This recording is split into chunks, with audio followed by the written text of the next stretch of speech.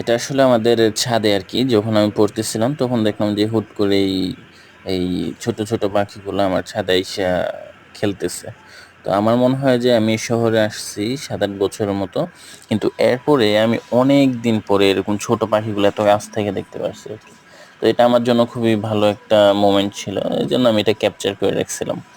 আহ, দেখেন কেমন এতগুলা পাখি একসাথে দেখলে শেয়ার দেন।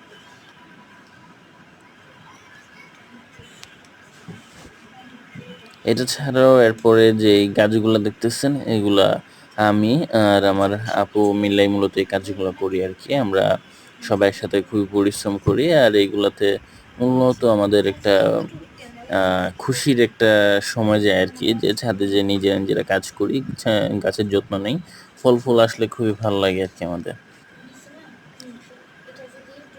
দেখেন কত সুন্দর করে হইতেছে।